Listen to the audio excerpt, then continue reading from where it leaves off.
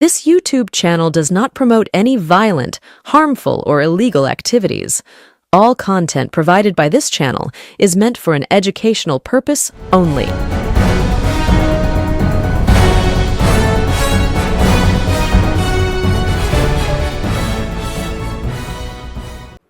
নমস্কার, আমি প্রতিবেদক সায়ন্তন চক্রবর্তী। আপনারা দেখছেন বঙ্গচক্র ইউটিউব চ্যানেল। দেখুন, প্রথম দফার নির্বাচন 23 এপ্রিল হয়ে গিয়েছে। দ্বিতীয় দফার নির্বাচন বাকি আর মাত্র দুদিন। কিন্তু ঠিক সেই সময়ের আগেই এমন এক খবর অমিত শাহের কানে পৌঁছলো, যাতে করে দ্বিতীয় দফার নির্বাচনের আগে মাথায় হাত পড়ে গিয়েছে অমিত শাহের। মুখে বড় বড় বাতেলা দিয়ে যাচ্ছে বিজেপির রাজ্য নেতৃত্বরা। শুভেন্দু অধিকারী অমিত শাহকে বারবার বুঝিয়েছিলেন প্রথম দফায় যেই 152খানা আসনে নির্বাচন হবে, তার মধ্যে সিংহভাগ আসন জয়লাভ করতে পারে বিজেপি। সুতরাং বিজেপি যদি এই 152খানা আসনের মধ্যে থেকে 100টা আসন জয়লাভ করে, একমাত্র তাহলেই ম্যাজিক ফিগারের কাছাকাছি পৌঁছানো সম্ভব। তার কারণ দ্বিতীয় দফায় যেই 142টি আসনে নির্বাচন হতে চলেছে, সেখানে দাঁত ফোটানোর মতো জায়গায় নেই বিজেপি। আর ঠিক সেই জায়গা থেকে নিজেদের সমস্ত ধরনের শক্তি প্রয়োগ করেছিল বিজেপি। এসআইআর তো ছেড়েই দিন, প্রচুর মানুষের নাম বাদ, বৈধ সমস্ত নথি থাকা সত্ত্বেও বাংলার সাধারণ মানুষের নাম বাদ দিয়েছে। তার সঙ্গে যুক্ত হয়েছে একদম যুদ্ধকালীন তৎপরতায় হাজার হাজার কেন্দ্রীয় বাহিনীকে বিভিন্ন এলাকায় ছড়িয়ে দিয়ে মানুষের মনে, ভোটারদের মনে ভীতি সঞ্চার করা। কিন্তু তারপরেও দেখা গেল বাংলার মানুষজন বিন্দুমাত্র ভয় পায়নি। বিপুল সংখ্যক মানুষজন রাস্তায় নেমে ভোটদান করেছে। কোন কোন জায়গায় 95%, কোন জায়গায় 93%, মোটের ওপর 92 থেকে 93% ভোট পোল হয়েছে বিভিন্ন বিধানসভা কেন্দ্রে, যেই 152টি বিধানসভা কেন্দ্রে নির্বাচন অনুষ্ঠিত হয়ে গিয়েছে।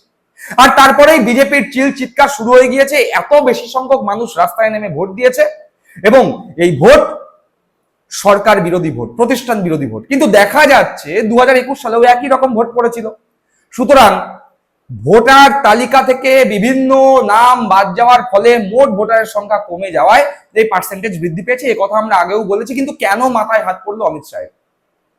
যেই তথ্য বিজেপির আভ্যন্তর থেকে অমিত শাহের কাছে পৌঁছেছে, সেই তথ্য নিয়ে যখন অমিত শাহ বৈঠকে বসেছেন, যেখানে তিনি ভেবেছিলেন শুভেন্দু অধিকারীর মতো কিছু নেতা তার কাছে যখন গিয়ে বলেছিল এই প্রথম 152খানা আসনে যেখানে নির্বাচন হতে চলেছে, তার মধ্যে 100টা আসন বিজেপি জয়লাভ করার জায়গায় রয়েছে, সেই তথ্য সামনে রেখে যখন অমিত শাহরা ভোট যুদ্ধে অবতীর্ণ হলেন, ভোট যুদ্ধে অবতীর্ণ হওয়ার পরে বিপুল সংখ্যক মানুষজন রাস্তায় নেমে ভোট দিলেন, তারপরে যেই তথ্য বিজেপির অভ্যন্তরেই সংগৃহীত হলো, সেই তথ্য যখন শাহের দপ্তরে পৌঁছলো, শাহী দপ্তরে সেই তথ্য পৌঁছানোর পরে অমিত শাহের মাথায় হাত।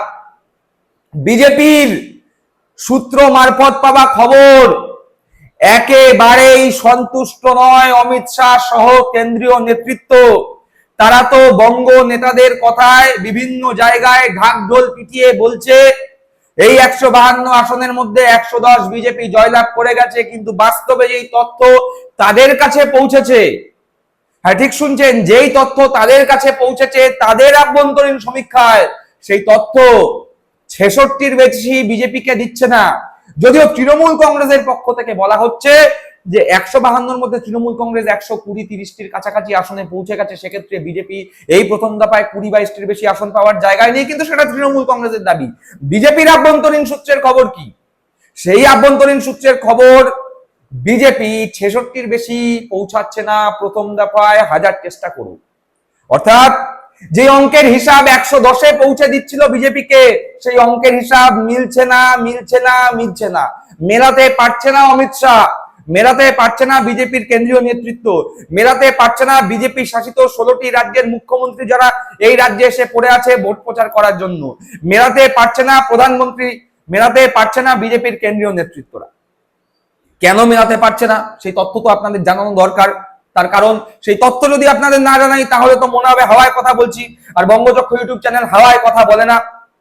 অতীতে আমরা বলেছি, দেখিয়েছি একাধিক বক্তব্য, যেগুলো যেই মুহূর্তে দাঁড়িয়ে বলছি তখন আমার কমেন্ট বক্সে এসে বলেছেন ফালতু কথা বলছেন, ভাট বকছেন, চটি চাটা চ্যানেল। কিন্তু দেখা গেছে 2 থেকে 3 দিনের মধ্যে সেই খবর বাস্তবে সত্য বলে প্রমাণিত হয়েছে। আর আরো একবার তাই, যখন বাংলার দ্বিতীয় দফা নির্বাচন আর দুদিন বাকি সেই দ্বিতীয় দফা নির্বাচনের আগে। গত 23 তারিখ হয়ে যাওয়া প্রথম দফার নির্বাচনের 152খানা আসনে যেখানে বিজেপি দাবি করছে 110টা নাকি তারা জিতবে, কিন্তু বাস্তবে বিজেপির আভ্যন্তরীণ যে রিপোর্ট, সেই আভ্যন্তরীণ রিপোর্ট ফাঁস হয়ে গিয়েছে। যেই রিপোর্ট দেখে শাহী দপ্তরে একেবারে হলচল মেচে গেছে, মাথায় হাত পড়ে গেছে অমিত শাহ। সেই ফাঁস হয়ে যাওয়ার রিপোর্টে কি আছে? সেই ফাঁস হয়ে যাওয়ার রিপোর্টে যেই তথ্য আছে সেই তথ্য দেখাচ্ছি আপনাদের, দেখুন।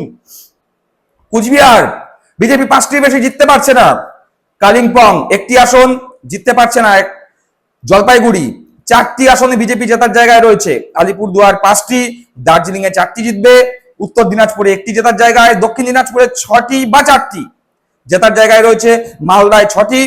উত্তরবঙ্গের যে 54খানা আসন রয়েছে, এই 54খানা আসনের মধ্যে বিজেপি 29 থেকে 31টি জেতার জায়গায় রয়েছে।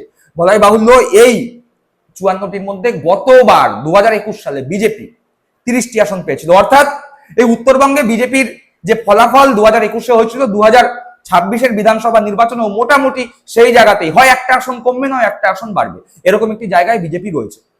কিন্তু তার পরবর্তী যে জেলাগুলো, অর্থাৎ মুর্শিদাবাদ, বীরভূম, পূর্ব মেদিনীপুর, পশ্চিম মেদিনীপুর, বাঁকুড়া, পুরুলিয়া, ঝাড়গ্রাম, সেই জেলাগুলোর কি ফলাফল আসছে? আভ্যন্তরীণ সমীক্ষা বিজেপির যেই তথ্য ফাঁস হয়ে গিয়েছে, যেই তথ্য দেখে অমিত শাহের মাথায় হাত পড়ে গেছে, বিজেপির অভ্যন্তরে রীতিমতো শোচনীয় চিন্তাদায়ক অবস্থা। তারা ভাবছে ঢাকঢোল পিটিয়ে 110 আসনের ঘোষণা তো করে দিলাম, কিন্তু মিলাতে পারছি না তো হিসাব।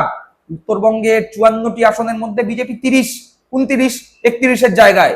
তাহলে বাদ বাকি যেই আসনগুলো রয়েছে সেখান থেকে 110-এ পৌঁছতে গেলে কতগুলো পেতে হবে?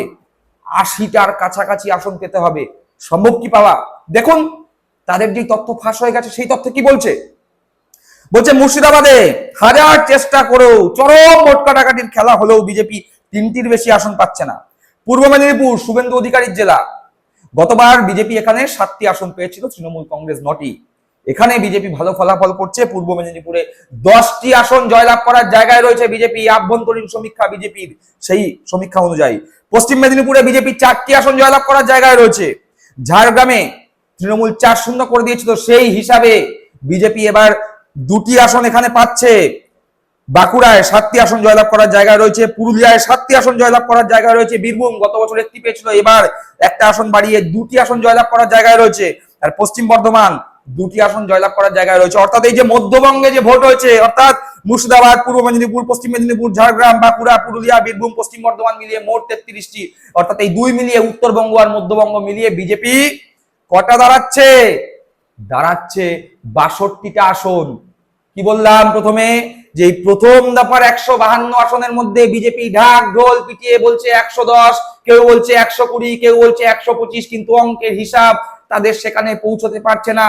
তাদের বিজয় রথ ওই 62তে গিয়ে থেমে যাচ্ছে। যদিও এটা বিজেপির আভ্যন্তরীণ সমীক্ষা, এই সমীক্ষা বিজেপির অভ্যন্তরের বিভিন্ন সূত্র মারফত ফাঁস হয়ে গিয়েছে। কিন্তু তৃণমূল কংগ্রেস কিন্তু বারবার বলছে, অভিষেক বন্দ্যোপাধ্যায় বারবার বলছে, প্রথম দফায় দফা রফা হয়ে গেছে বিজেপি, প্রথম দফায় দফা রফা বিজেপির হয়ে গেছে। তৃণমূল কংগ্রেসের মত অনুযায়ী প্রথম দফায় বিজেপি কটা আসন পাবে সে কথা পরিষ্কার করে বলা না হলেও তৃণমূল কংগ্রেস যে 120 থেকে 130-এর কাছাকাছি পৌঁছচ্ছে তা অভিষেক বন্দ্যোপাধ্যায়, কুণাল ঘোষ থেকে শুরু করে তৃণমূল কংগ্রেসের তাবর নেতৃত্বরা বলে দিয়েছেন। আর দক্ষিণবঙ্গ যেখানে আগামী 29 তারিখ ভোট হবে, সেটা তৃণমূল কংগ্রেসের শক্ত ঘাঁটি বলাই বাহুল্য। এই 142খানা আসন যেখানে আগামী 29 তারিখ ভোট হতে চলেছে, সেখানে চোখ বন্ধ করে বলে দেওয়া যায় কোনো সমীক্ষার প্রয়োজন নেই, এই 142 আসনের মধ্যে তৃণমূল কংগ্রেস অন্তত পক্ষে 110টি আসনে জিতে শুরু করছে। 110টি আসনে তৃণমূল কংগ্রেস জয়লাভ করে শুরু করছে। সেখানে বিজেপির আভ্যন্তরীণ সমীক্ষায় যদি দেখা যায় বিজেপি প্রথম দফার 152 আসনের মধ্যে মাত্র 62টিতে তাদের জৌট শেষ করছে, তাহলে বলেই রাখা যায় বিজেপি খুব চেষ্টা চরিত্র করেও 80-র গণ্ডি পার করতে পারবে না। আমরা দেখাবো আগামী পর্বে, আগামী 29 তারিখ যে দ্বিতীয় দফার 142টি আসনে নির্বাচন হতে চলেছে, সেখানে সম্ভাব্য ফলাফল বিভিন্ন সূত্র মারফত কি আসছে, অবশ্যই সেই পর্ব দেখতে চোখ রাখবেন বঙ্গচক্ষু ইউটিউব চ্যানেলের পর্দায়। আর আজকের পর্ব সম্পর্কে আপনাদের মতামত কমেন্ট বক্সে কমেন্ট করে জানাবেন। সকলে ভালো থাকবেন, সুস্থ থাকবেন। জয় হিন্দ, বন্দে মাতরম।